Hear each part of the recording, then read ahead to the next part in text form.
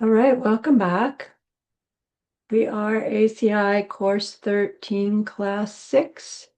It's June 29th, 2026, where I am. Let's gather our minds here as we usually do. Please bring your attention to your breath until you hear from me again.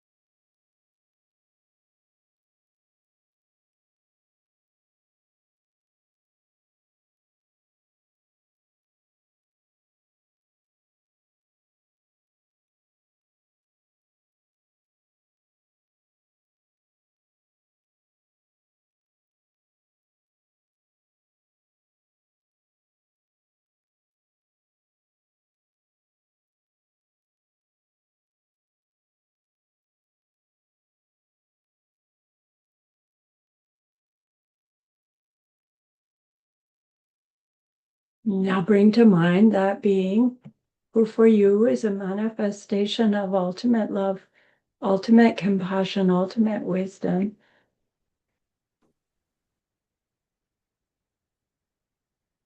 And see them there with you, just by way of your thinking of them.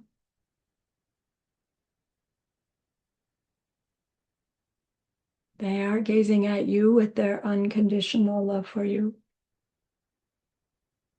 smiling at you with their holy great compassion, their wisdom radiating from them, that beautiful golden glow encompassing you in its light.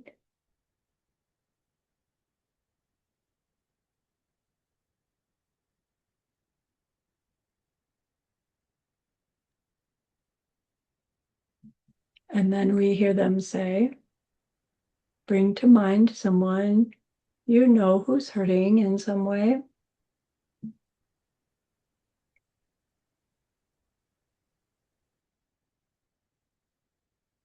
Feel how much you would like to be able to help them.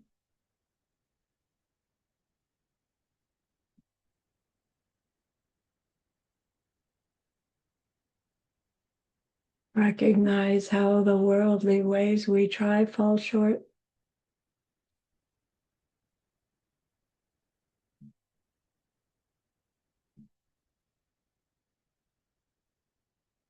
How wonderful it will be when we can also help in some deep and ultimate way, a way through which they will go on to stop their distress forever.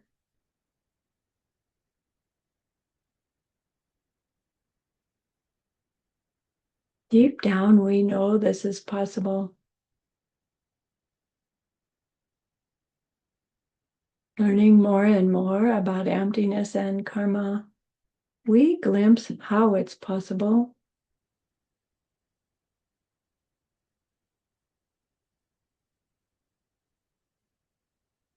And so I invite you to grow that wish into a longing.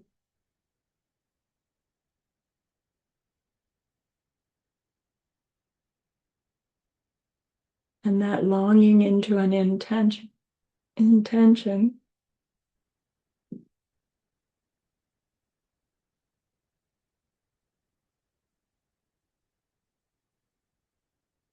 And with that strong intention, we turn our mind back to our precious holy being.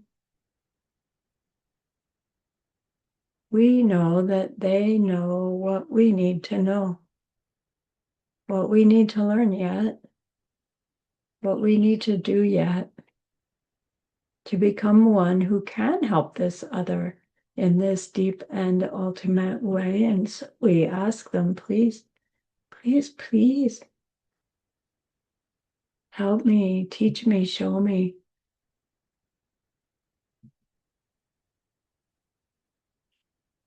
And they are so happy that we've asked. Of course, they agree. Our gratitude arises. We want to offer them something exquisite. And so we think of the pure world they are teaching us how to create. We imagine we can hold it in our hands and we offer it to them, following it with our promise to practice what they teach us, using our refuge prayer to make our promise. Here is the great earth, filled with fragrant incense and covered with a blanket of flowers. The great mountain, 4 lands, wearing the jewel of the sun and the moon. In my mind, I make them the paradise of a Buddha and offer it all to you. By this deed, may every living being experience the pure world. Idam Guru Ratnam Mandalakam Niryatayami. I go for refuge until I am enlightened to the Buddha, the Dharma, and the highest community. Through the merit that I do in sharing this class and the rest, may we reach Buddhahood for the sake of every living being. I go for refuge until I am enlightened to the Buddha, the Dharma, and the highest community. Through the merit that I do in sharing this class and the rest, may we reach Buddhahood for the sake of every living being. I go for refuge until I am enlightened to the Buddha, the Dharma, and the highest community. Through the merit that I do in sharing this class and the rest, may all beings totally awaken for the benefit of every single other.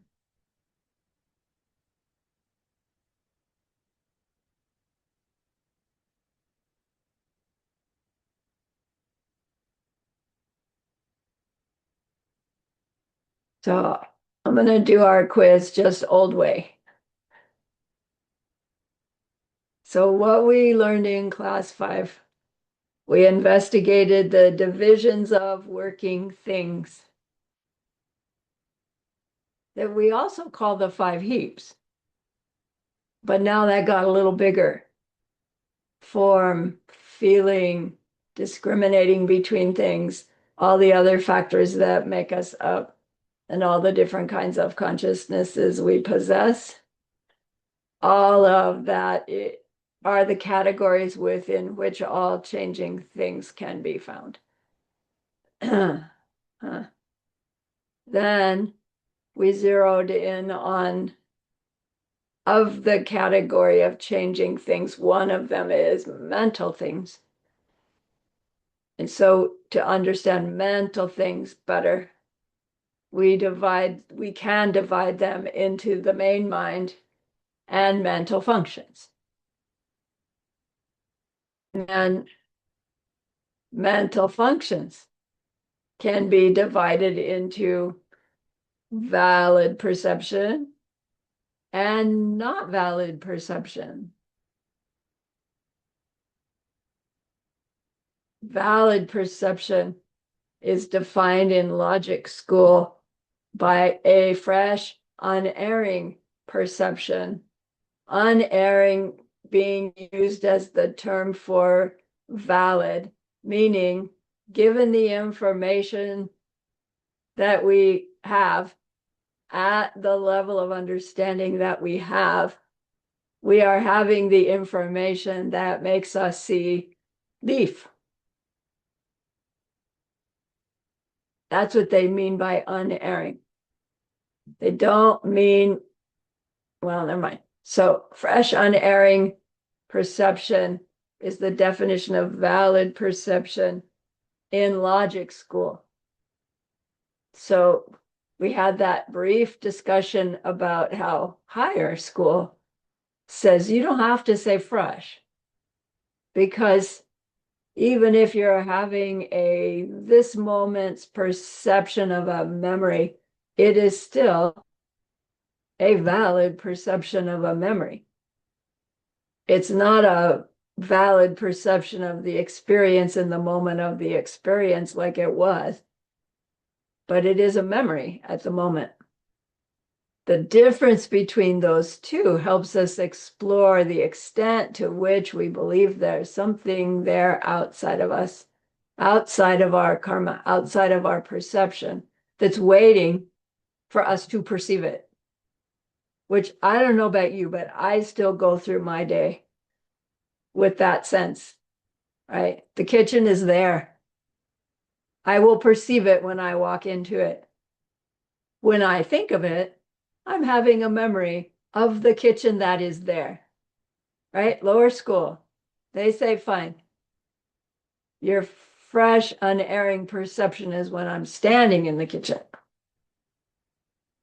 Memory, sitting here thinking about it, that is not a fresh, unerring perception. So it's not a valid perception of the kitchen. Do you see? It is a valid perception of a memory. All right, so then when we are exploring valid perceptions, we find that we can have direct, valid perceptions, and we can have conceptual, valid perceptions. And the reason it's helpful for us to understand what qualifies as a valid perception is because we learned that to establish something as existing, it needs to be perceived by somebody's valid perception. We can't establish something as existing if we don't have a valid perception of it. If I can't tell whether that thing out in the field is a scarecrow or a human, scarecrow, human, I can't tell. I'm not having a valid perception. Then something happens and blink, all of a sudden, oh, scarecrow. And now I have valid perception, scarecrow. Does it mean I was having no perception at all before it was valid? No, of course not. Does it mean when it's a not valid perception, it didn't really happen? I was just making it up? Not necessarily, maybe, but not necessarily. So it seems like, oh, this is very clear. Valid, invalid, but it's not clear. And we want to explore the meanings according to its ramifications. And that's what we're learning how to do in our study of all the details of what it is to learn how to think clearly.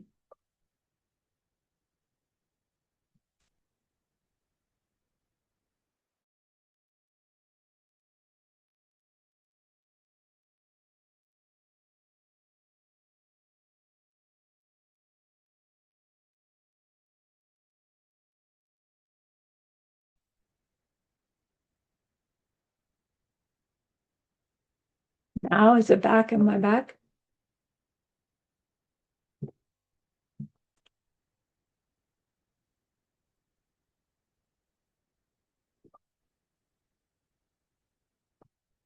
I have some sound that's going off,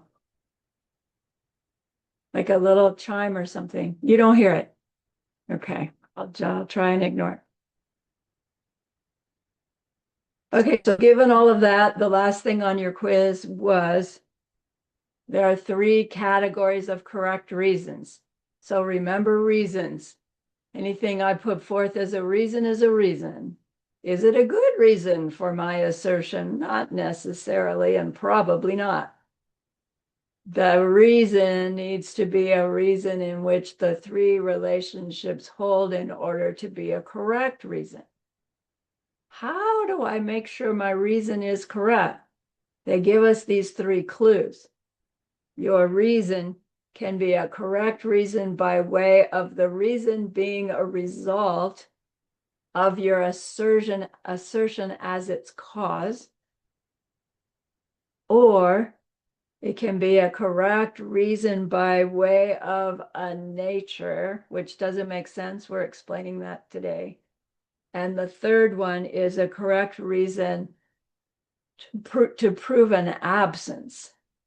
So when we're coming up with our reason for our assertion as to why we should go for Chinese food instead of Mexican food, we can choose our reason by way of cause result, the result being the cause, by way of a nature, by way of some absence. So keep that in mind for when we get to that part in this class. Okay, so ready? Put on your thinking cap. This class is about negatives and positives.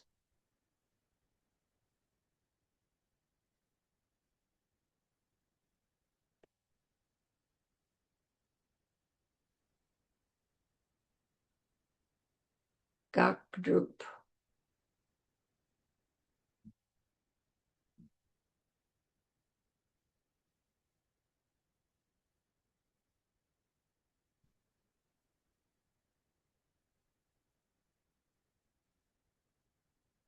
It is.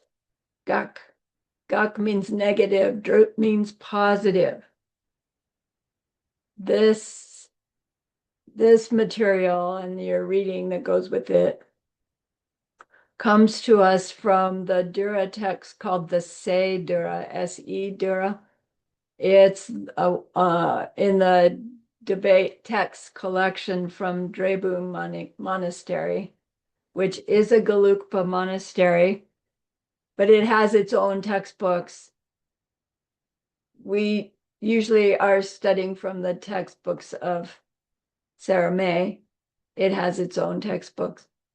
And we learned before that when they go to the great debate where the different monasteries are gathered together, you can't use your own text material as sources of information for your debate when you're debating with somebody who studies from different texts, right? Because they don't know yours and you don't know theirs. So you have to keep going down and find some common text that they all study, and then you use that as your authoritative source. We'll get to it later. So Geshe is like being a little bit out of character to even say, here's a text from a different monastery. But his own Lama Ken Rinpoche, he did that often. He would say, this one's not in our direct lineage, but it's a better text about the material I want to teach you. So I'm going to use that, right? He often taught from Sakya texts and some Kagyu texts because they did a better job, he felt. So Geshe, of course, has that wisdom as well. So negatives and positives. It is not like integers in mathematics. Anything below zero, anything above zero, it's not that. And it's not negatives and positives in the sense of bad and or even in the sense of unpleasant and pleasant. It's negatives as in absences and positives as in presences. Of those two, we are very familiar with presences, the things that we experience, appearances. We're not so familiar with being able to experience absences.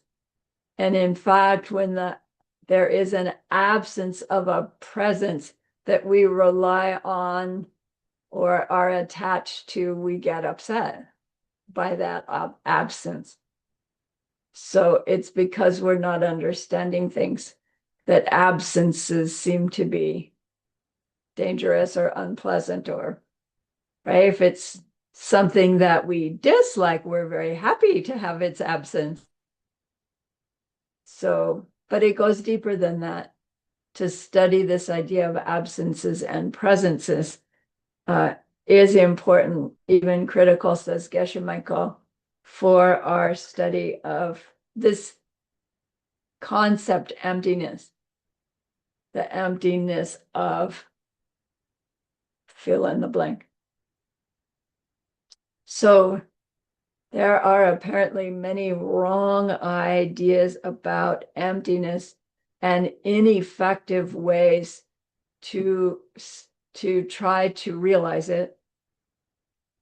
One idea is that we can reach emptiness by staring at one object for a long time. Another idea is to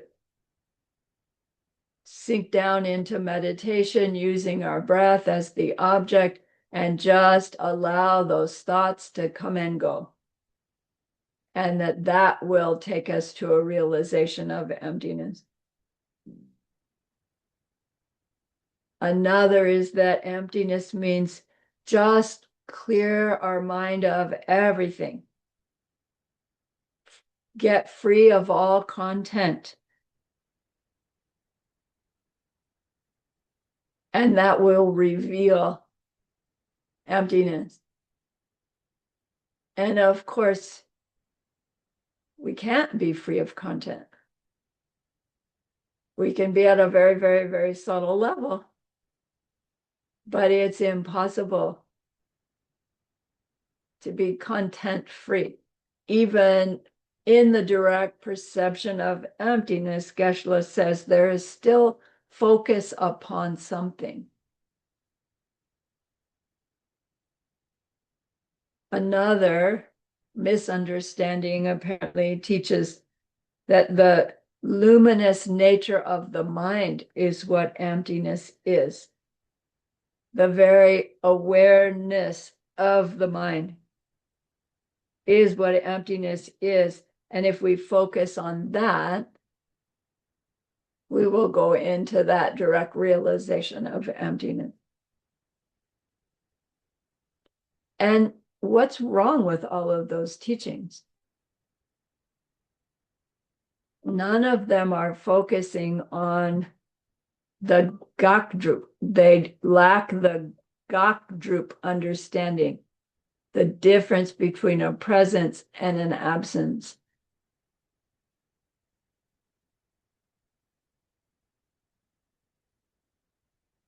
Geshe says, I don't want people to waste their time on wrong ideas and practices. The accurate idea and practices are hard enough. They take enough time. Don't get distracted by tracking, right, going down the path of an idea that the explanation of which is mistaken. Emptiness is a negative thing, a not, an un. Right? And once we understand that, we won't waste time looking for emptiness in some place that we cannot find it no matter how hard we look. So we get a definition of a negative thing. It's a long one. I'm just going to read it. Rang nusu tokpe lu rangi dikakcha nusu che ne tok gupe chu. Wrong means it, the negative thing. It, nusu tokpe is perceive it directly. Nusu tokpe lu is the state of mind that perceives it directly or that will. Rangi gacha.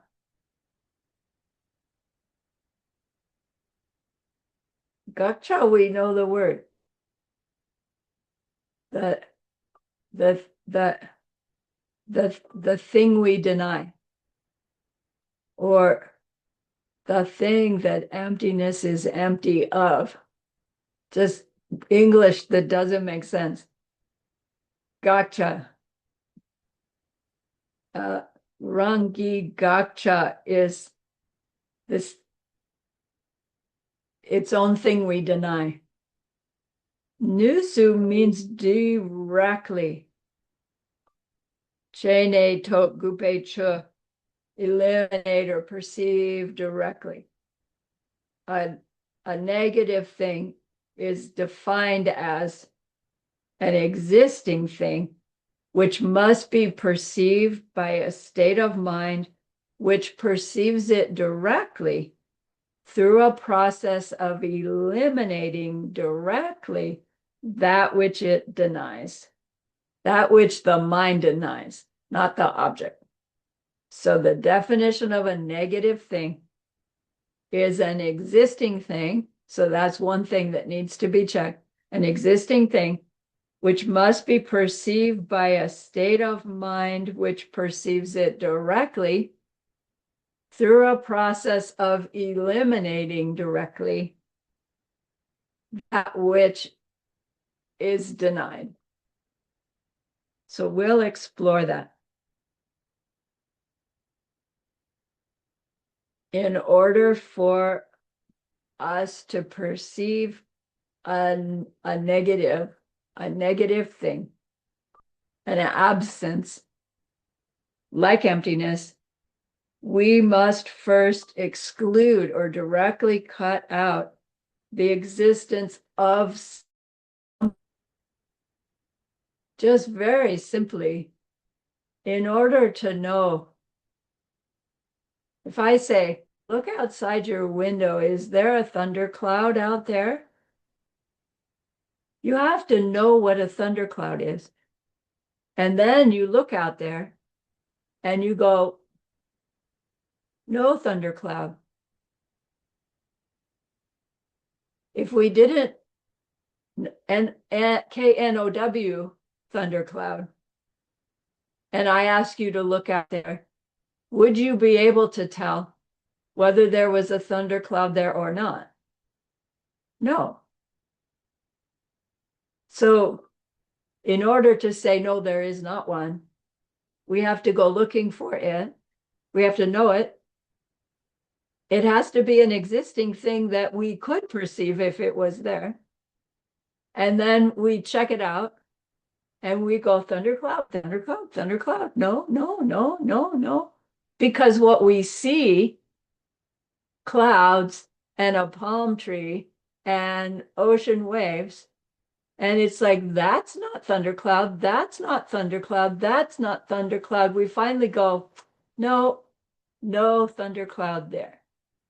It happens that fast, right? But in order to establish the absence, the negative thundercloud, not there, that negative, we had to go through those steps. That's what it's trying to say. In the case of emptiness, reaching this thing called emptiness, we can only think of it clearly by eliminating something, which is why those other explanations, oh, just stare at the light and finally something will happen to your mind and you'll recognize emptiness. It's like, no, if you're not going through this process of removing, whatever it is you come to that is some deep aha, it's just not emptiness of the candle flame or of your own mind or whatever it is that we thought it was. So in order to know, to reach emptiness, we need to know what it is we are looking for to eliminate in order to reveal this absence, right? It's an absence of something. We're so well trained. Thank you for knowing the punchline already. It makes my job so much easier. When we're looking for emptiness, to see emptiness directly, it's the emptiness of something. What thing? All existing things, most especially our me. But that means we have to know what the presence is. We have to know how to evaluate whether it's there the way we think it is in order to reach this conclusion of the absence of what we thought was there. Again, we know the punchline. What is it that we think is there in the object? It's identity independent of my seeds ripening the pen that I see. Highest school,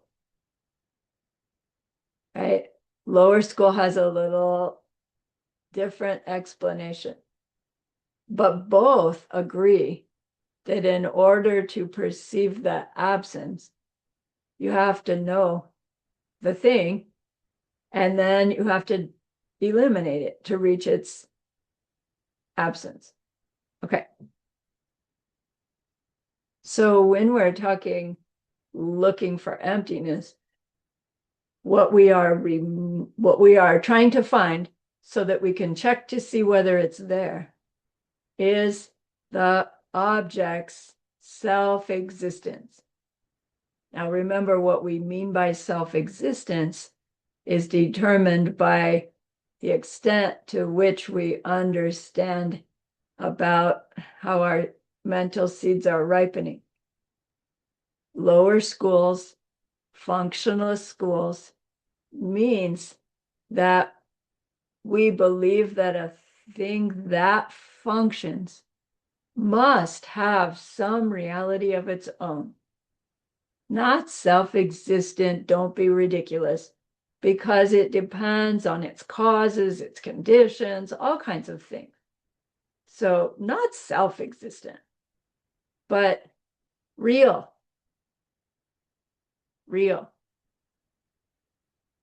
Some nature of its own. Why do we say that? Because it does something. It has to be real to affect something else. Right? My own mind still insists on that.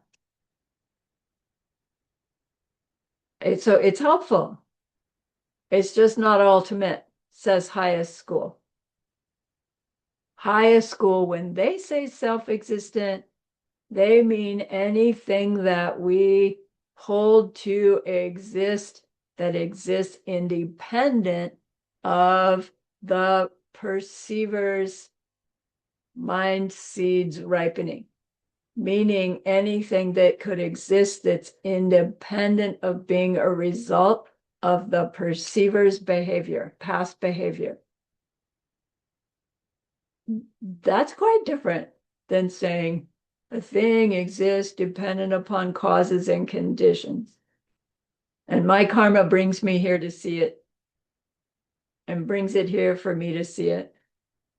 Right? Useful, but not ultimate. Okay, so we're tiptoeing into the understanding that a self-existent thing is something that exists independent of my own karmic seeds, your own karmic seeds. But we tiptoe in there by way of exploring it through logic school. Things are out there. Let them be out there. Let's learn how to explore them. Okay? All right.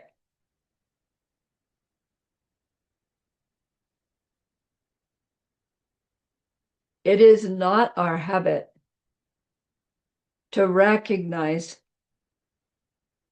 that when we establish the presence of anything, that we have also established the absence of things that it is not. We just don't have the awareness that we're doing that. And these teachings aren't saying that we should grow that awareness as we're going through the grocery store, looking at pickles, recognizing that I see pickles because I'm not seeing everything else in this grocery store. That's not so helpful. But to be able to sit down in contemplation and work our way through that recognition that we're doing that all the time is what helps us feel this difference between experiencing the presence and thinking that makes it so, and being able to recognize, wow, that presence depends upon all these absences in order for it to be there. And it will get easier and easier to recognize an absence in the presence of presences. We'll get there. Okay, so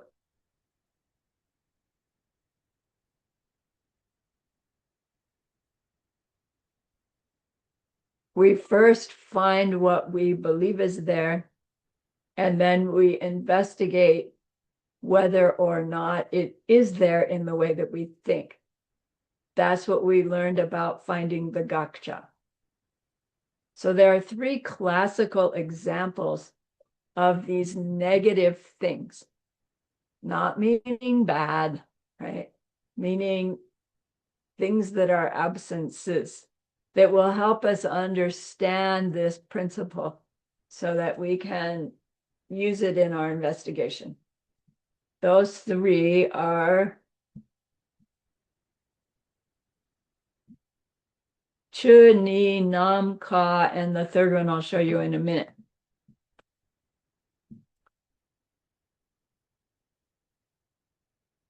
Chuni. Chuni is actually the word that logic school uses for the concept that we call emptiness. High school uses the term tompani.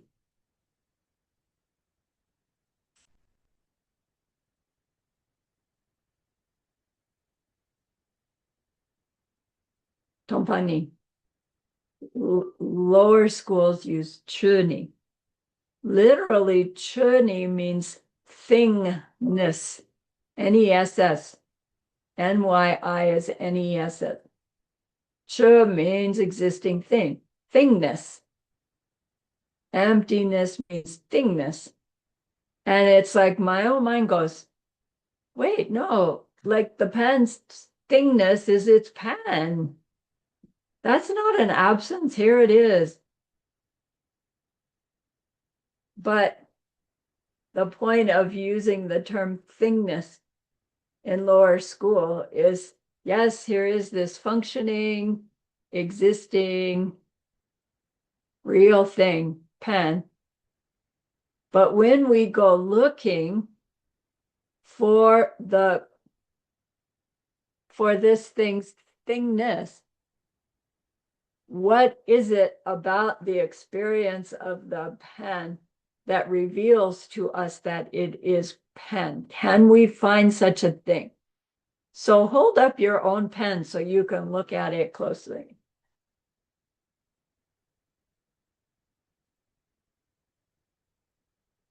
What part of it establishes to you that this is a pen? Is it this part? Is it the fact that this part makes that funny sound? Is it this part? No, is it this part? Wait, is it this part? Wait, is it this part? What part of this object is it that declares it as pen? And we will find its chuni, its thingness. What does our mind say? No, it takes all of it. But wait, you could take this little part, right? The clip thing. You could take that away and you'd still have pen. Well, I could take, I don't know, technically I could take the clicker part away it gets, as long as it's stuck out, it will still be pen. How much of it can I take away and still have pen? And it's like, where is its thingness? Do you see how thingness is being used? So to help us understand it better, they translate chuni as selflessness. But that's not really what the word says. Chuni means thingness. And we just demonstrated to ourselves that the pen's thingness cannot be as found, can it? But does that make the pen disappear just because we can't find its thingness? No, in fact, lower school says that's what proves the pen is the pen, is that we've revealed that its thingness, its identity depends on all these parts and causes. Put them all together and you get this functioning thing, pen. So see, the emptiness of the pen is the fact that it depends for its existence on all its causes and parts. Okay, no pen without its causes and parts. That's thingness. Not so hard. Yelling boss. No yelling boss. Without their parts, without the decibels, without the causes. Okay. But do you see how it's not really all that helpful? Because it doesn't really lead us to the conclusion that all of it is a result of our own past behavior. It does lead to the result of saying, well, then I can respond better. I can avoid harming. It does help us in our efforts to plant good karma, to understand the pen's thingness a little bit better. But it doesn't really help us take that personal responsibility that's actually ultimately necessary if we truly want to become a being that can stop everybody's mistake, help everybody stop their mistake. Okay.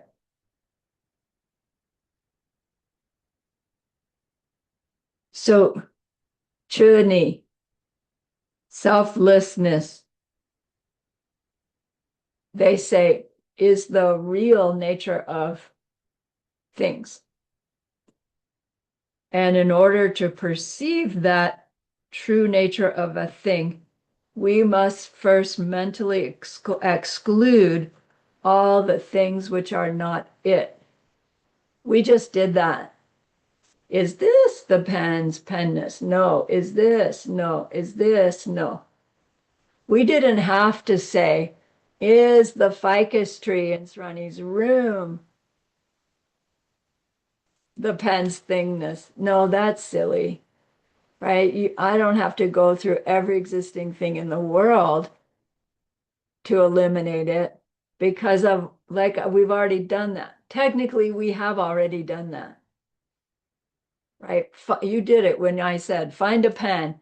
You looked, you reached over, you picked up a pen. Your mind eliminated every existing thing in the world to come up with pen, and you picked it up, and it happened that fast.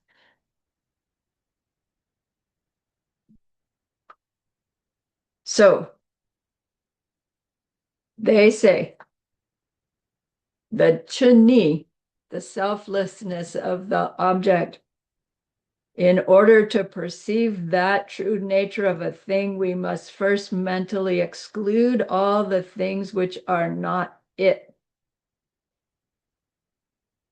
But wait, didn't we learn that about dunchis, even with positive things? In order to perceive the water pitcher of the second instant, I can't remember how that went. We said we perceive positive things by eliminating all that it's not. That's just what I said. That's how we came up with pen. Mm.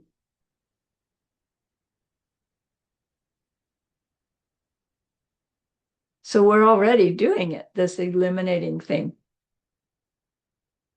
It's just happening, right, without us understanding that we're doing it. So the text carefully describes that when we're looking for the chuni, we're doing a different, we're exploring it in a different way than when we were exploring coming up with a dunchi.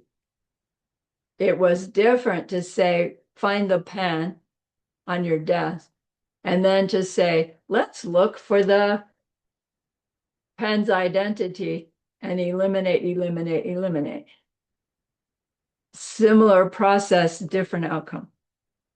So in that definition about a negative thing, the directly in the definition means we are eliminating the thing's own appearance, not just saying there's a pen, it's not really there, but meaning looking for what is it in the thing that makes me see pen.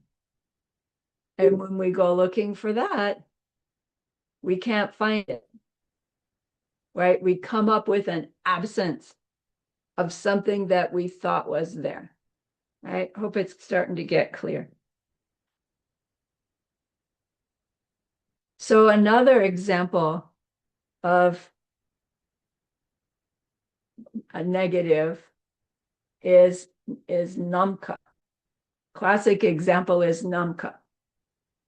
Ka means space, nam means empty, empty. So namka is empty space. Ka, space, can mean outer space, where all the stars are. It can mean space as in the sky. It can mean space as in the place an object occupies,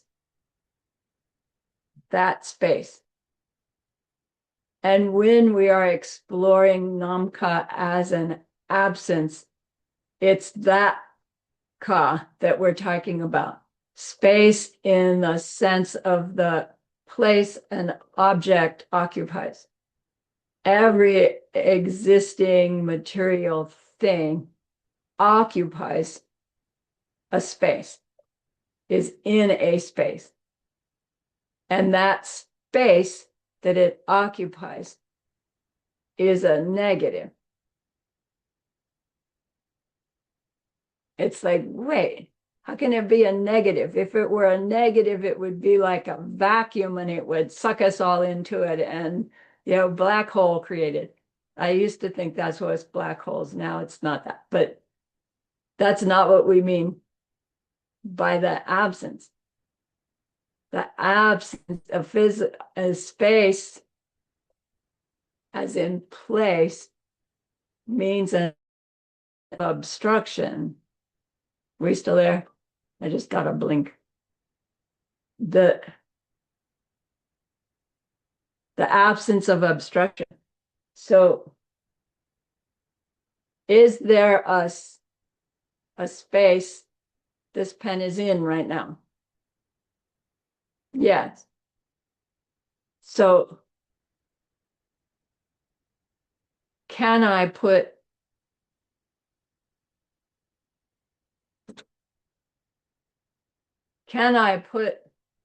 my scissors into the space that the pen is in? No, not without moving the pen. So once a space is occupied, it's occupied. And nothing else can go into that space. When the space is unoccupied, anything can go into it. But once something's in it, nothing else can go there. So now, consider that empty space. It must be a changing thing because sometimes it's there and sometimes it's not.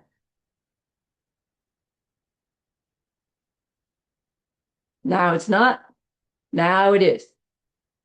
Now I see it. Now I don't. Right? So nam ka chu chen, consider empty space. Mi tak pa yin te, it's a changing thing. Rango yin pe, sure. Why do I say that? Because sometimes it's there and sometimes it's not. Why do I say that? Because it functions. It allows the pen to be there and then it doesn't allow the scissors. And now it allows the pen to go away. So now it allows the scissors to be there. It must be changing. Now it's the space of scissors and now it's the space of pen, right? Everybody's going, no, good. But like we're jumping to the conclusion because we've already heard this a bazillion times. However,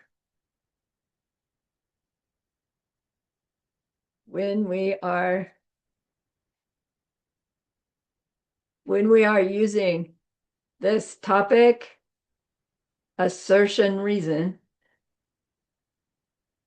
we want to go step by step. So when we have the 3 statements stated, we have 3 answers that we could give. 1, if we agree, we just say, duh, yes. Second, if when we compare our statement 1 with statement 3, and we say, no, that's not true about empty space, that sometimes it's there and sometimes it's not, then we say, your reason is incorrect. Tamadru. If we agree with that, okay, it's true. 1 and 3 have a relationship. Then we look at what? The positive necessity. If it's true that sometimes it's there and sometimes it's not whether or not, just if it's true, then was it necessarily also true that whatever we're talking about must be a changing thing? If something's there and sometimes it's not, is it necessarily changing? If we say, no, that's not necessarily the case, right? If we find the positive necessity relationship doesn't work, then our answer is not necessarily so. Meaning we agree that space and sometimes there, sometimes not has a relationship. But when we check to see if the reason we give necessarily makes the assertion be true, if we find that faulty, then the argument doesn't hold. The reason we give about the topic is not determined. No, that it does not determine the assertion we're making. So if we were to investigate this, consider empty space. Sometimes it's there and sometimes it's not. What do we know about empty space and being there or not being there?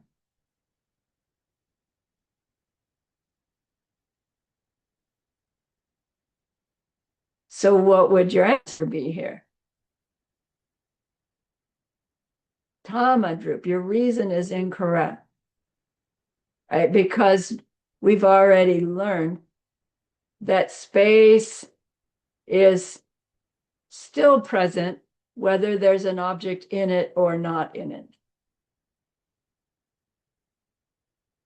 So if the space doesn't change by way of the object, then we don't even need to go any further because our reason and our topic does not have a relationship. But what if we said, yes, empty space is sometimes there and sometimes not. And then we looked further. Well, if it's sometimes there, if anything is sometimes there, sometimes not, is it necessarily true that it's changing?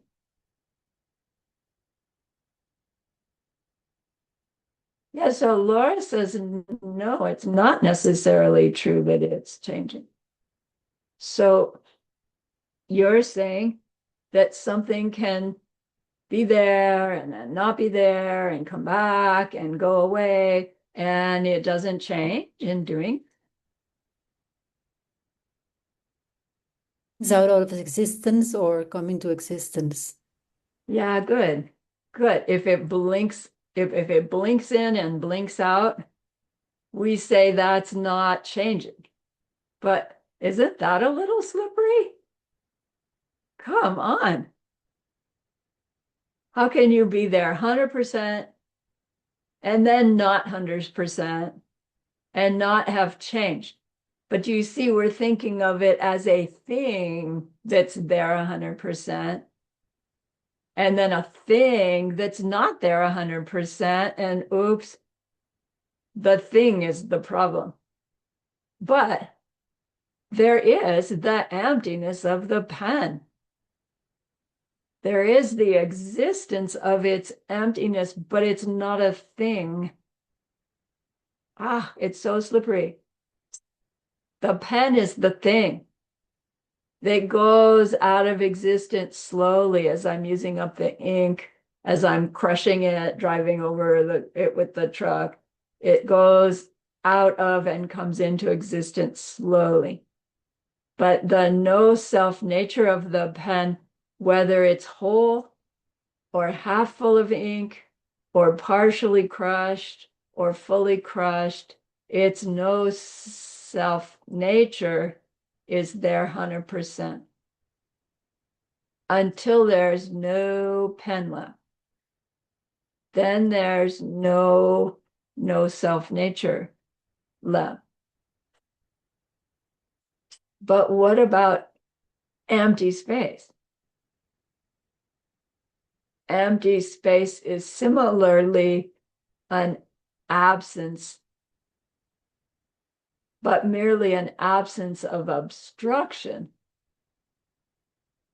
But it gives us this way of wrapping our minds around an, a, an absence that's a little easier to grasp than that no self-existentness that is emptiness.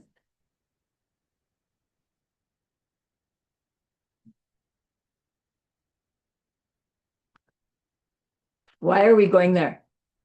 Because we're trying to understand the ramification of understanding Gok's absences.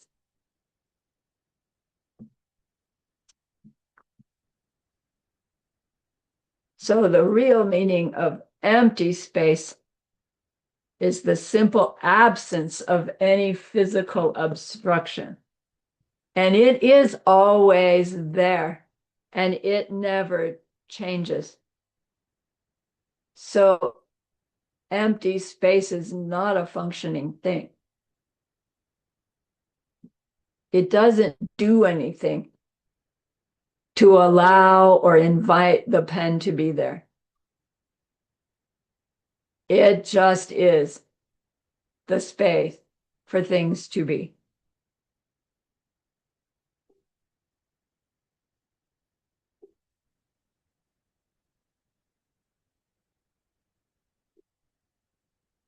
Okay.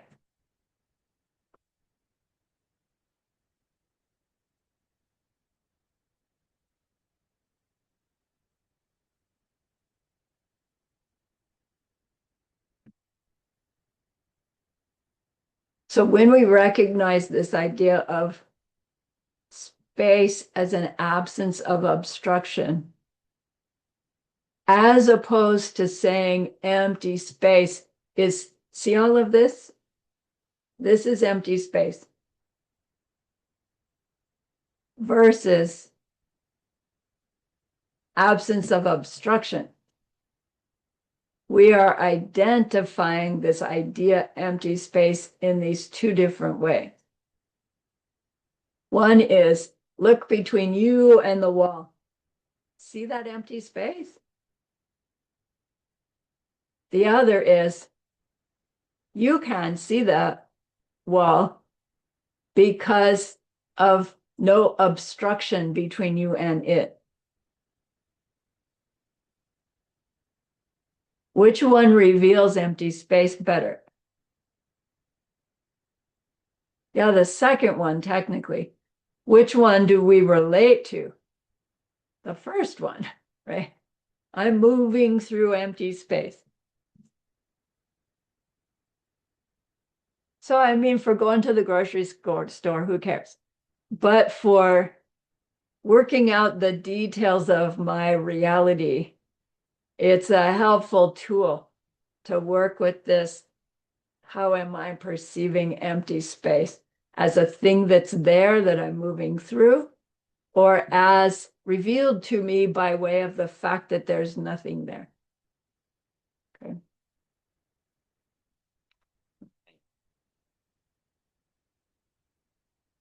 So Geshe said the point here is that to put our minds on a concept of empty space, we need to mentally exclude the idea of something obstructing it. And that exercise helps us understand this topic called guk, which will help us explore the emptiness of the pen,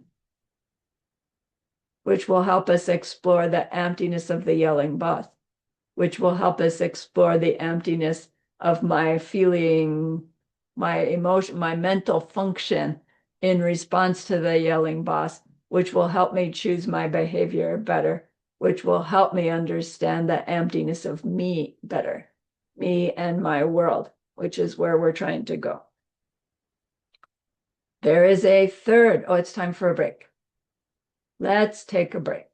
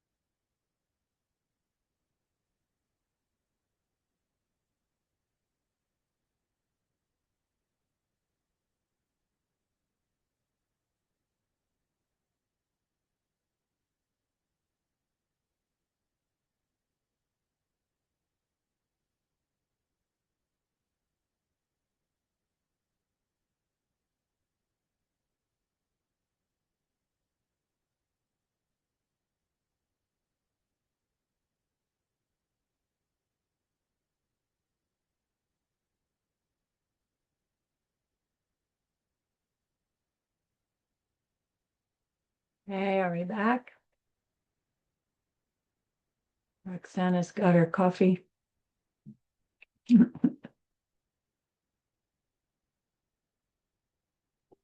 There's a third example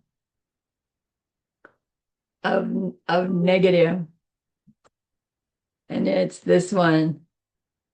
Le jin sumpo nin war se misa. Le jin sumpo nin war se misa. Le jin sumpo means that chubby guy. Nin war se misa says he never eats during the day.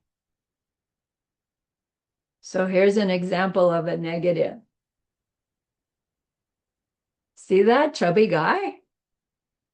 He never eats during the day. What makes it a negative is the never. Right? We're verbally stating a negative, pointing out something that's not. You'll never see him eating during the day. But instantly, our mind thinks something else, doesn't it? If he's chubby, he eats sometime. And if he doesn't eat during the day, he must be eating at night and a little bit more than he needs because he's chubby. And you didn't have to say that because our minds projected, they call it Trishan Pempa. The way I stated my words directly is it points out something not, but it conveyed information that our mind came up with, which is a positive. It's called a Mayingak. Or the Chishen Pempa is that the words stated are, because of the words stated, our mind projected to another object. Pempad, like we know the word Pempa from Penjekile, the projecting karma, the karma that pops at the moment of death that pushes us to the circumstance of our next life. This is that same idea. By saying, that chubby guy, he never eats during the day. Oh, then he eats a lot at night. Didn't have to say it, but we conveyed it. Apparently, we do this a lot. We use negative statements in order to imply this other thing. And it's called Mayingak versus Megak. So Megak means a simple absence, like empty space, like selflessness, chuni, the true nature of things. Simple absences, the absence of something that we thought was there that's not, or the absence of something that is there. Empty space. Right? Although empty space is there, occupied or not. Simple absence. Versus Mayingak, which is an absence that's revealed. The absence is revealed, but in doing so, it reveals something else, a presence, something else. So I'll get back to that. In Megak, simple absences,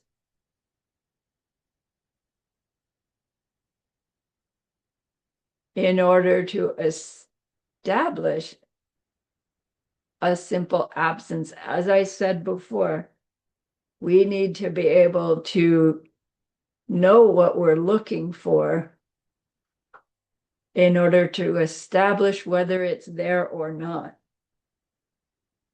So when we are using simple absence when we're speaking of selflessness or emptiness.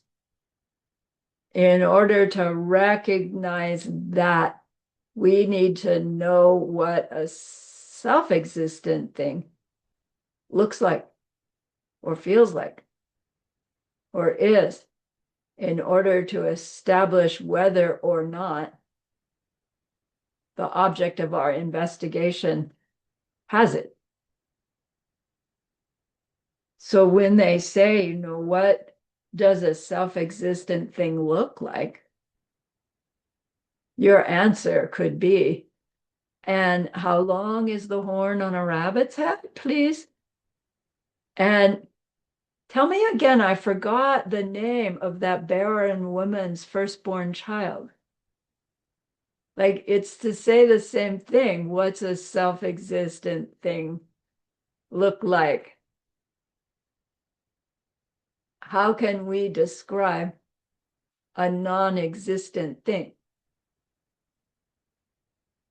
But we're looking for that self-existence in order to show that it's non-existent, because that non-existence of the self-existence is what reveals the selflessness, the emptiness. And it feels hopeless. It's like, how can I establish the non-existence of an impossible thing? Then you put yourself back in the position, that angry yelling boss yelling at me for something I didn't do. I'm feeling hurt and angry because I'm blaming the boss for misunderstanding me and being willing to hurt my feelings. All the boss's fault. And how long is the horn on the head of the rabbit? No. Different situation here. That boss is real. That situation happened. I didn't do it. She thinks I did. Do you see? We are interacting with horns on heads of rabbits so sure that they are the cause and source of my experience at the moment. So we really do have to go back and ask, and what is it that I think a self-existent thing is like? That angry yelling boss. A thing that is out there, like, fill in the sentence, out there independent of me experiencing it, out there on its own, out there from its own side, out there from its own causes and conditions, out there with its own parts, out there independent of me. All of those are ways that we can use to be trying to find the one that is that. Is there an angry yelling boss separate from me? Yeah, but you could be in the office with me and you're hearing that boss say the same words, but they're directed at me, not you. You're seeing the same boss. You can't say that boss, that there's not a boss out there independent of me, because you are seeing one, right? Right, you're seeing one. But wrong, you're not seeing the same one I'm seeing. What, are there two bosses there? Technically, there are three, because she's seeing her too. But all three in one body? No. Right? Do you see how slippery it becomes really fast? So we do it on our cushion, so we have time to slow the whole thing down and think it all through. to come to this more and more clear conclusion that there's nothing I can experience that's not unique to me as results of things that I have created unique to me. But still, we end up with, okay, then the common denominator is me. My me must be the thing that really exists.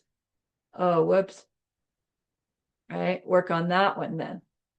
Once we get there, we work on that one. Okay. Sorry, I got distracted. We're doing Magok, simple absence.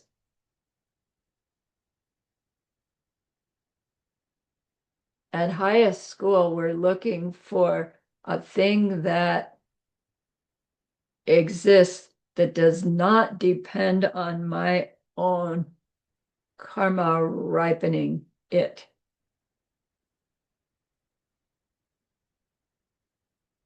To find that there is simply no such thing. Simple absence.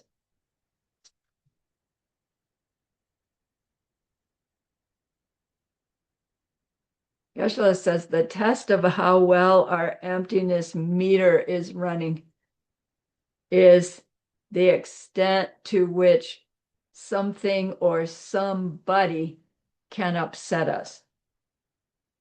Because if they can, or if they seem to be able to do so, we are not understanding the emptiness of the three spheres involved, them, me, and our interaction, which has multiple parts.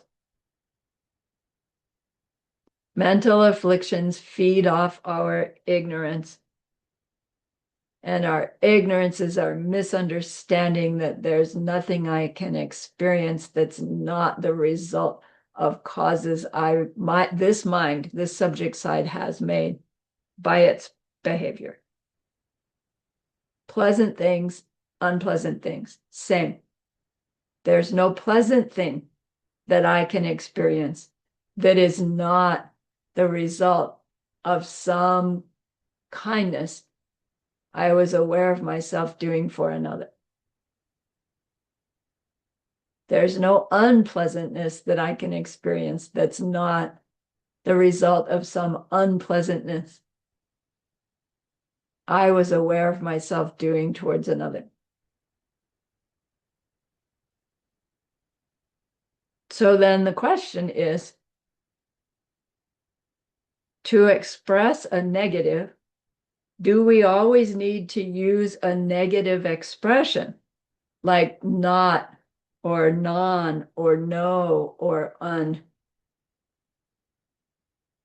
Like, no, the word namka is the word for a negative, an absence. There's no, none, not in namka.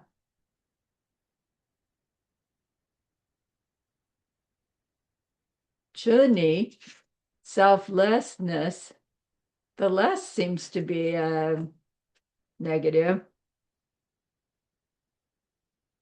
But no, we can express a negative, an absence, without having to use a word that indicates negative. When we do use a word that's negative, we want to be careful to think of the implication that is given by expressing that negative. When we express a negative directly, what's the Mayingak factor? The implication of it. Because that's where we tend to go wrong with our arguments with others, is that we make this statement and we expect ourselves and them to stop at the statement, but both of our minds go off on this, the ramification of it, like that chubby guy who doesn't eat during the day. Poof, he does eat at night. And if we don't right, if our mind and the person we're trying to convince his mind go in different directions about that ramification, maybe that other person, I say, oh, that chubby guy doesn't eat during the day. And their mind goes, oh my gosh, he must be really sick then because he looks overweight and he's not eating enough. There's something really wrong. I have to help him. Right? Totally different conclusion than, he must eat at night. Right? So we do the Mayingak thing probably more often than we recognize. So Geshe says, okay, so what about the fact that sound is a changing thing? Is that fact a changing thing? Is the fact that sound is a changing thing, is that a positive or is it a negative? Sound is always a changing thing.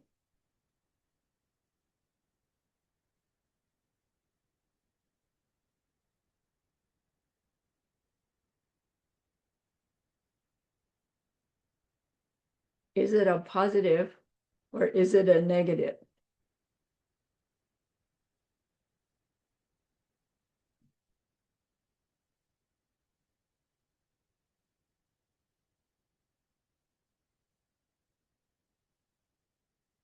They say it's an unchanging thing. The fact that sound is always changing is unchanging. It's always true that sound changes. So that fact is always true. It's a concept, isn't it? The fact that sound is always a changing thing. Is that something we perceive directly? Or do we perceive the fact that sound is always changing by arriving at it by eliminating other things?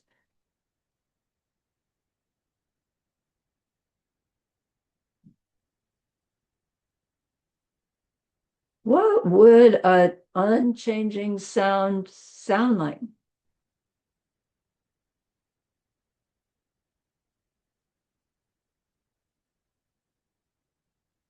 Oh, okay.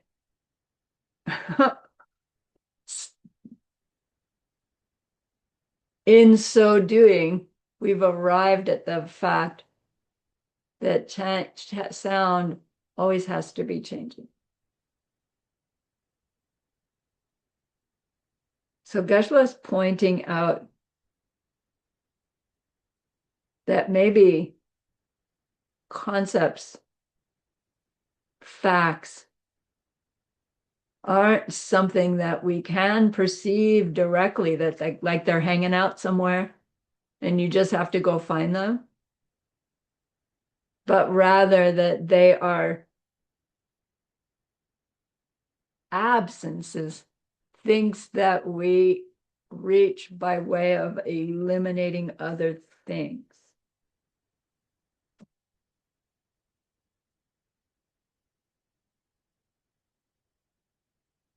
So he says, for the fact that sounds are always changing implies that we need to eliminate that sound could be unchanging. So to say sounds are always changing implies that sounds are not unchanging. And he says, cook it, right? It's another one of those clues that will help us through this series of doorways that we're trying to get through in our growing analysis of self-existent things to find that they are not there, and then grow our ability to rest in that absence without freaking out or falling asleep or continuing to try to explain it, which is my forte. So he says maybe all facts, all statements of truth are like this, simple absences that we can only arrive at by eliminating the things that they are not.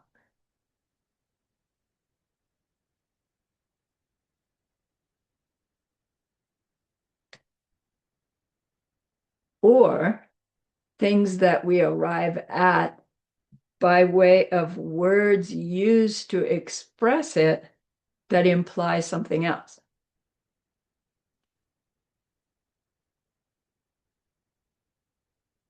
So he says, don't confuse the content of a negative with the wording of a negative.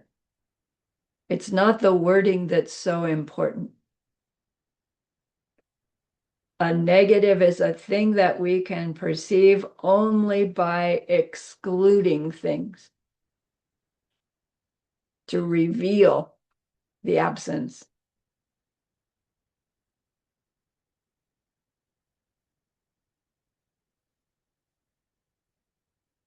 So he said, check out whether or not you can show yourself, prove to yourself,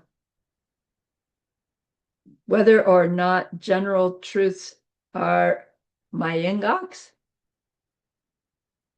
things that imply something else, or direct absences. And he said, here's a clue.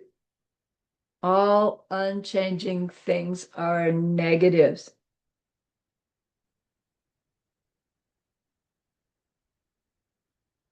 And check out anytime we use a word like always, we are stating a fact. So technically stating an unchanging thing. So now I want to add a note too that helped me, which is when we're talking about a negative thing, an absence, we can be exploring it in the sense of whether or not a thing is there versus whether the thing is or is not something else. Meaning, do I have a pen in my hand or not? Versus, is the thing in my hand a pen or an elephant?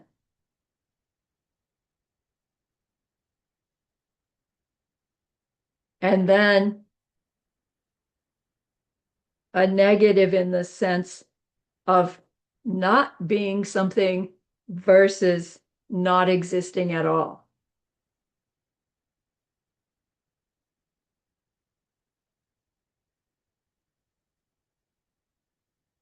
Is that please go pick that sky flower and put it in a vase to offer to Geshe Michael when you see him. Right? A sky flower is a flower that grows in the sky. It's just there in the sky. You can go pick it and put it in a vase. Don't be silly, Sarani. Even if I could see a sky flower, I couldn't pick it and put it in a vase. Non-existent versus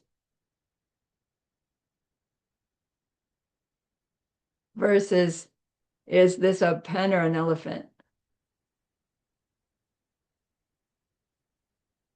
Versus the flowers in the flower shop. Oh, right. Or the flower in the garden. I can pick it and put it in a vase. our mind goes, oh, phew, something I can rely on. But what's the difference between that flower and the sky flower? And what's the difference between that and this pen is not an elephant? And what's the difference between that and there's pen or not pen at all? Okay.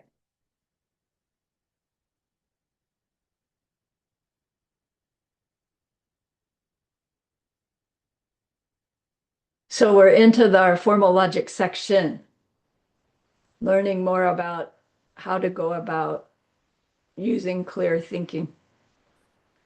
And we're still on this topic of reasons. Anything we give as a reason is a reason, right? So because the sky is pink polka dots and blue stripes is a reason. Is it a correct reason? Well, how can you say it's not a correct reason? I didn't even give you a topic to compare it to. Because it's a non-existent thing, right? You can't use a non-existent thing as a reason to prove something about existing things, because there can't be any relationship between anything with a non-existent thing. So I don't know, where does the because I said so reason fall in existing or non-existing things? Anyway, so the reason has to be a correct reason. Why would we give any reason other than a correct reason? We're trying to make a point with somebody. What do we give a stupid reason to prove our point? Not intentionally, but apparently inadvertently, we must do it all the time. So there, it's not really anything about the reason itself that makes it correct. It's the relationship of the reason between the topic and the assertion we make. It's those relationships that is what determines whether our reason is correct or not correct. So what makes a correct reason? A reason where those three relationships hold.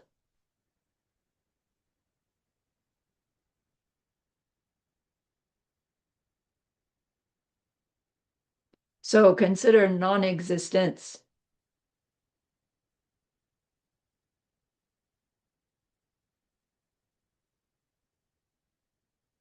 We can never say that self-existent things don't exist, because the definition of it would be something which is not perceived with the correct perception.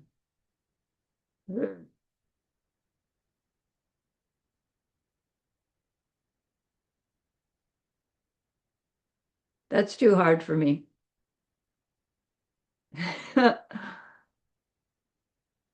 Consider non-existence. It does exist because the sky is pink polka dots and blue stripes. Nah. But wait, is there a relationship between non-existence and a pink and blue sky? Yeah, actually. Neither one exists. Isn't that a relationship? Ouch. All right then.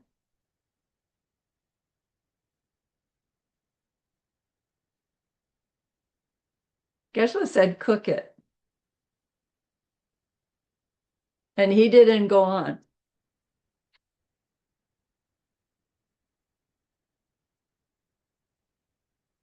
However, the punchline with non-existence, that can this pen come to non-exist? Yes, someday it will not exist. But can there be non-existence? How would we establish the existence of non-existence? It has to be perceived by a valid perception, does it not?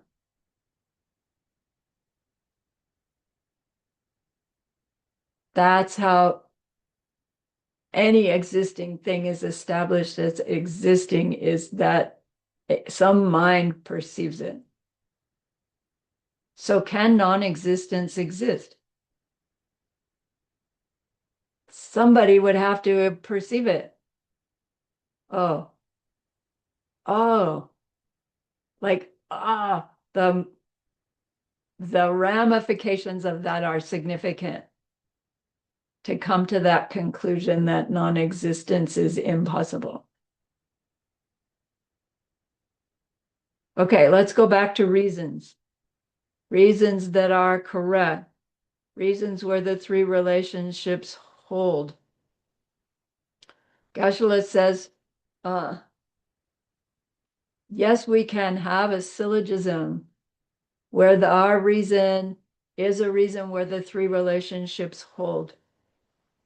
But if the other person we are giving that reason, that reasoning to, doesn't accept any part of our statements, then even though our syllogism holds for us, it is not considered a correct proof because the other person doesn't agree with some part or the other, right? My mind is saying, no, logic proves it for everybody. But it doesn't. Only if everybody looks at all of those relationships and compares notes. So our task in using our logic is at each step of the way, check with the other person, even if the other person is our own self. Do I believe this part? Do I believe there's a relationship between sounds and being made? Because if the person says no, we've got to go back further. We want to stay on common ground. And then we point out these relationships and how they're interrelated in a way that the other person has just not connected the dots before.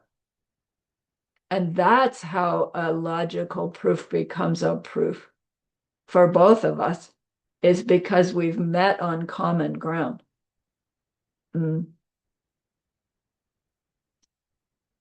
So we need to be speaking the same language, literally, and we need to be using the same definitions for words. Like we can all speak English, but we could understand selflessness to mean different things, which is why we've spent the last, it seems like 100 years, studying all these details of ACI, is so that we can all be on the same page as we are digging deeper into where does that angry yelling boss come from in the first place.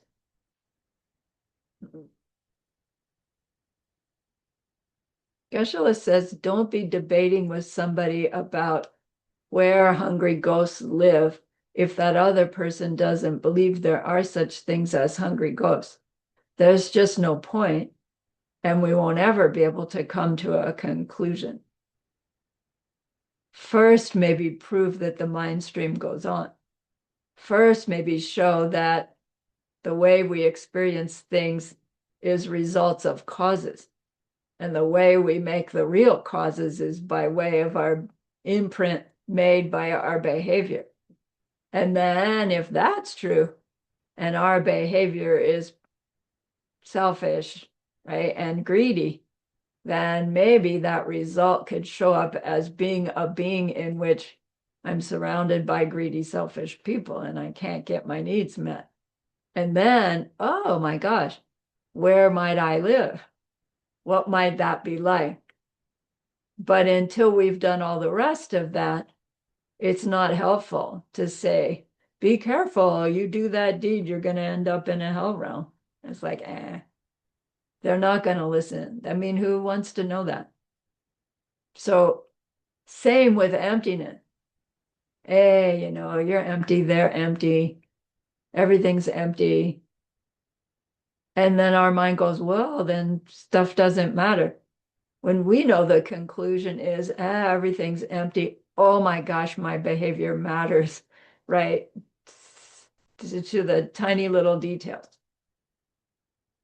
We got there because we've worked at it. We had the seeds to work at it. All right. Okay. Geshe-la says finding common ground is more important than the truth of our logical argument.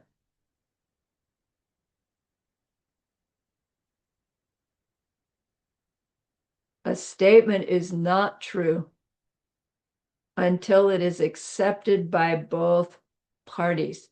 And he says, and that is earth-shattering. A statement is not true until it is accepted by everyone involved. We think there is a truth that everyone will agree on, but it doesn't become truth until everybody agrees on it. Oof. I keep remembering in my family, right? We have a thing needs to be decided. My dad says, everybody cast your vote and we'll do what mother wants. You know? And mom would wait until the end and hear what everybody wants. And then, right, she's not going to do what she wants, of course. She does what is best for everybody. But it always sounded funny to me. And it's like, it seems pertinent here in our exploration of coming up to the truth. Because our own mind goes like, yeah, right, I'm the mother. It's going to always end up being what I think is right. But it's not like that. All right, we have a little bit more yet. So last class, we said of these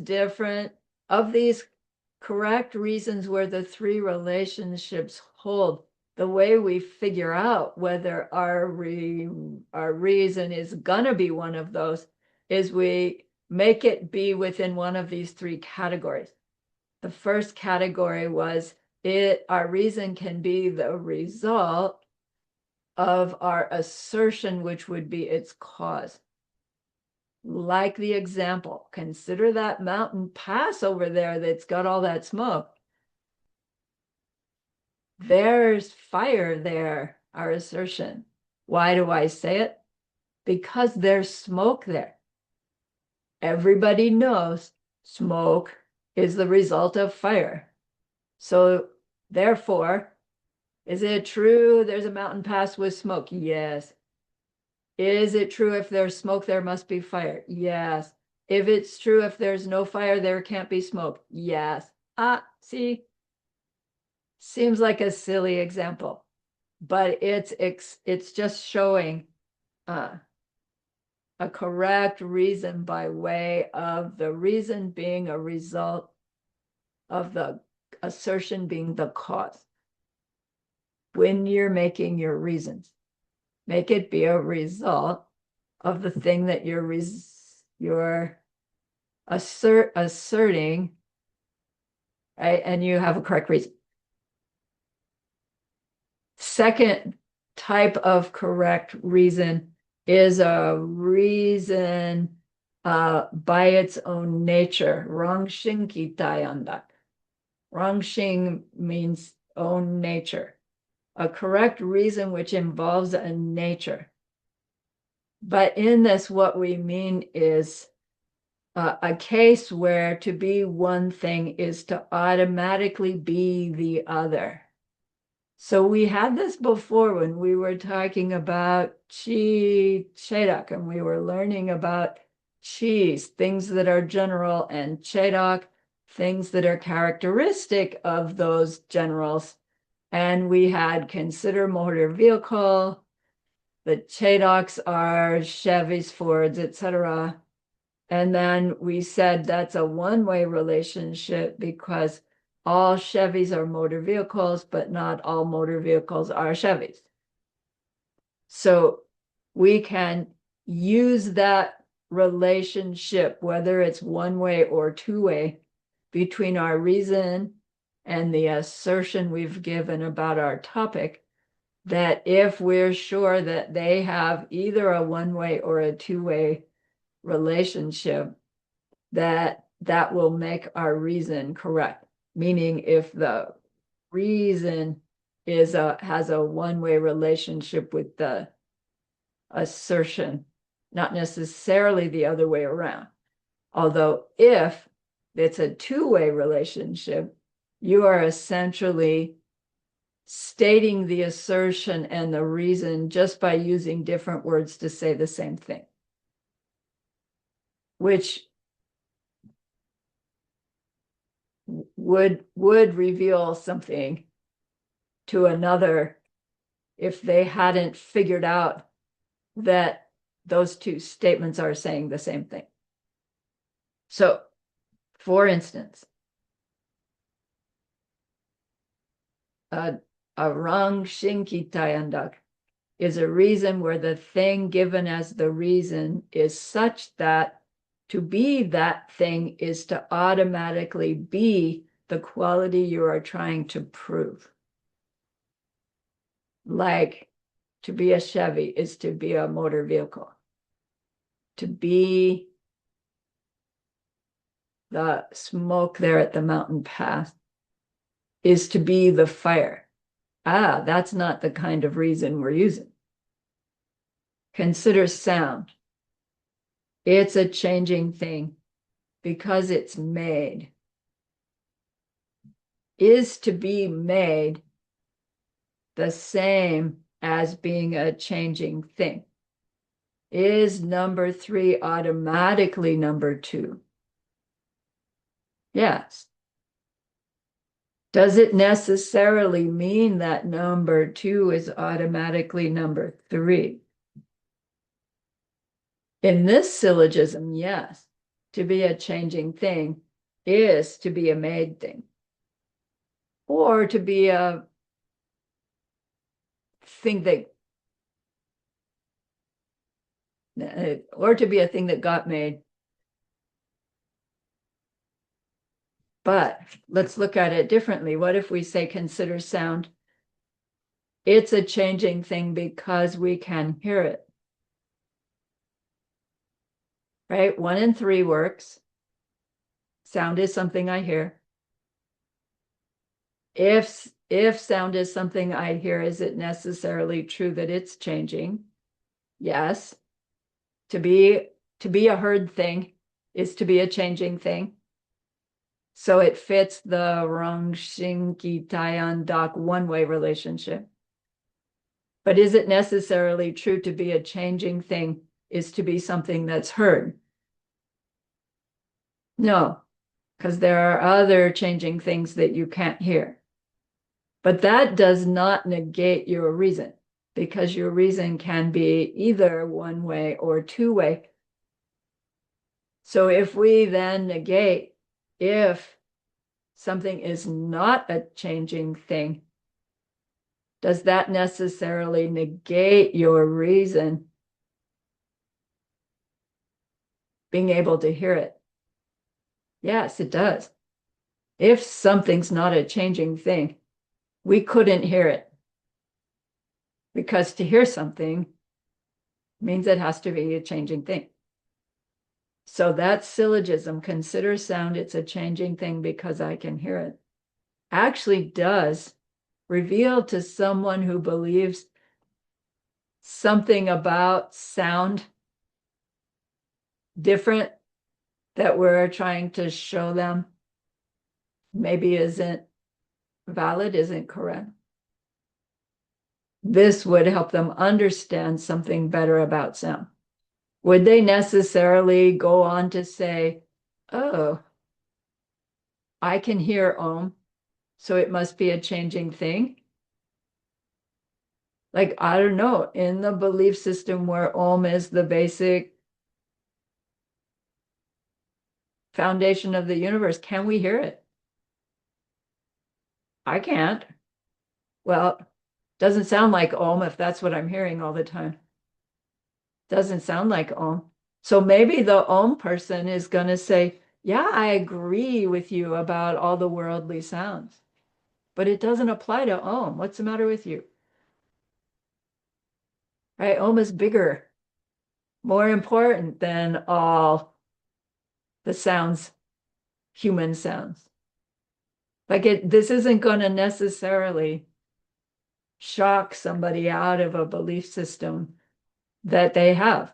Maybe we're the ones misunderstanding their belief system. Maybe they'd do better, right? To logic with us so that we would better understand.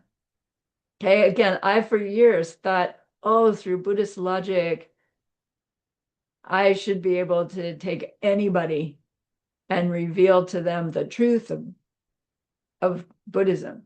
And it's like, oh, don't be ridiculous. There's no such thing like blasphemy. There's no such thing as the truth of Buddhism, except to me, right? Except to Buddha. So even as we say, may all beings reach their Buddhahood, like what we really mean, may all beings reach that truth that will bring them to ultimate happiness. Will it necessarily have to do with their behavior and their mental projections? Absolutely, but not because that's some kind of truth that we have, but because that's the explanation for existence. It's not a Buddhist truth. It just explains stuff, right? In a way that we can understand, in a way that helps us change our behavior, that is in a way that will help us all be happier if that's what we really want. And sometimes I wonder if that's what we really want. But why is it so hard? All right, last thing. There are two forms of that Rongxing, Kitayandak, the one-way relationship where it goes for the reason is automatically to be the quality, and a two-way relationship where the reason is to be the quality and the quality is to be the reason. Both of them are reasons by way of nature, their nature. So we have a third one to study that'll come next, a reason by way of showing an absence. Next class. The last thing for this class, we had heard it before, is that we have two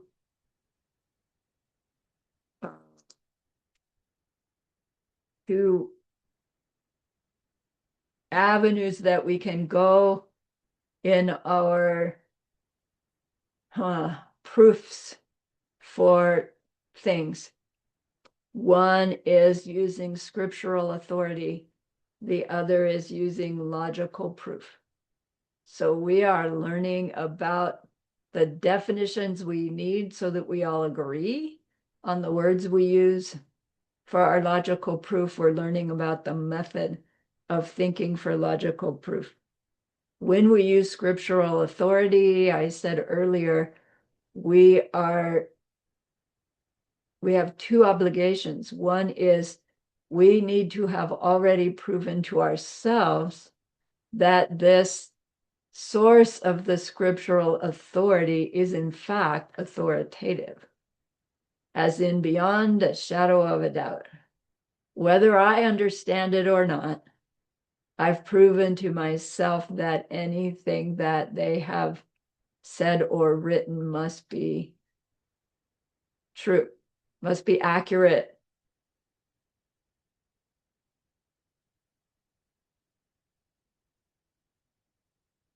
Then once we've done that for ourselves, it's important that we not then assume that it's true for everybody.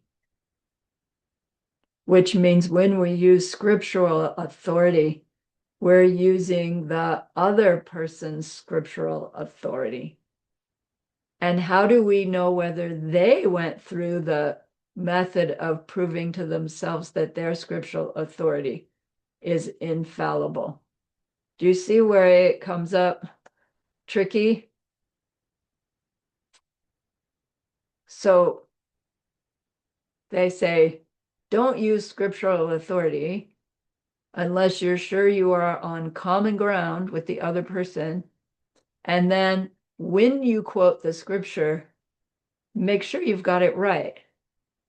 And it's like, okay, that counts scripture out for me because I only have the scripture by way of like 2 or 3 iterations through translators before I get it. So I can quote Geshe Michael to a group like this who are studying under him, but I would not be valid or accurate to quote Geshe Michael to someone outside the system of having studied ACI.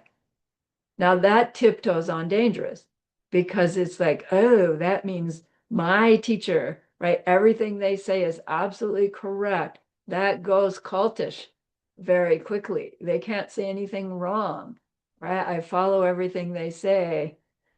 And it's like, even Buddha didn't say that. Don't believe what I say until you check it in those 3 ways. And Geshe was clear about that as well. But when we are discussing with people, especially outside our circle, oh, my teacher told me blah, blah, blah, so you should believe it too. Don't go there. Don't go there. Explore it with them, share it with them, show by example how it's helped you. But it's hard because we find something that, oh my gosh, this is brilliant. I want everybody to know it. And then right? Depends on our seeds whether they're going to go, yeah, yeah, you're right, or thanks, but no thanks. Yeah. Okay. Lung and Rick.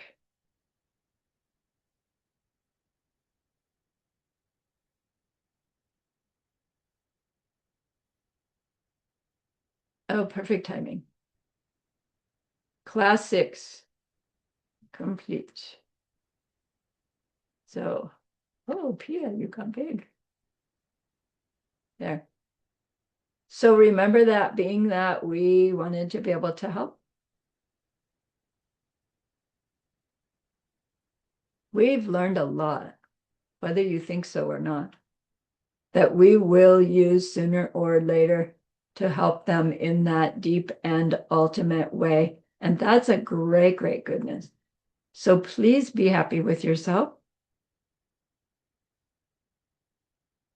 and think of this goodness like a beautiful glowing gemstone you can hold in your hands. Recall your own precious holy beings. See how happy they are with you.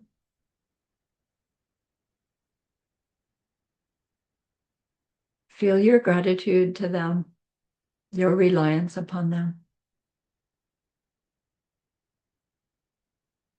Ask them to please stay close, to continue to guide you, help you, inspire you. And then offer them this gemstone of goodness. See them accept it and bless it. And they carry it with them back inside your heart. Feel them there, see them there. Their love, their compassion, their wisdom. It feels so good. We want to keep it forever. And so we know to share it by the power of the goodness that we've just done. May all beings complete the collection of merit and wisdom, and thus gain the two ultimate bodies that merit and wisdom may. So use those 3 long exhales to share this goodness with that one person. To share it with everyone you love. To share it with every existing being everywhere. See them all filled with loving kindness, filled with wisdom. And may it be so.